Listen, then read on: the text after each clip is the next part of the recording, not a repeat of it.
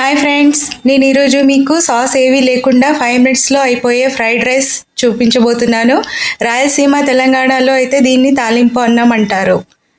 ముందుగా దీనికి కావాల్సిన ఉల్లిపాయలు, టొమాటోలు, కరివేపాకు, ఇంకా కొత్తిమీర రెడీగా ఉంచుకోండి ఫ్రెండ్స్. తర్వాత కడాయి పెట్టుకొని మనకు కావాల్సినంత ఆయిల్ వేసుకోవాలి. పోపుకు సరిపడా ఆయిల్ మన రైస్ని బట్టి మనం క్వాంటిటీ డిసైడ్ చేయాలి. ఇంకా పోపు దినుసులు, జీలకర్ర, ఆవాలు, ఇంకా ఏమైనా వేసుకోవచ్చు. దాంట్లో మినపప్పు, శనగపప్పు, ఉల్లిపాయలు, ఇంకా టొమాటోలు, ఇంకా కరివేపాకు అన్నీ వేసి ఒకసారి కలుపుకోవాలి. బాగా వేగాక కొంచెం సేపు వేగనివ్వాలి. అందులో పసుపు, సాల్ట్, మిర్చి పౌడర్, ఇంకా గరం మసాలాలు ఏవైనా కానీ వేయచ్చు. మీ దగ్గర ఏవి అవైలబుల్ ఉంటే అవి వేయచ్చు. కొద్దిగా మగ్గడానికి కావాల్సినంత వాటర్ వేసుకోవచ్చు.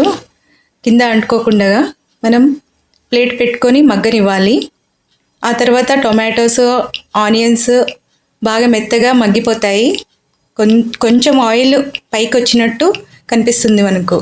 తర్వాత కొత్తిమీర వేసేసుకోవడమే. కలుపుకొని ఆ తర్వాత రైస్, మిగిలిపోయిన రైస్ అయినా వేసుకోవచ్చు, మీ ఇష్టం.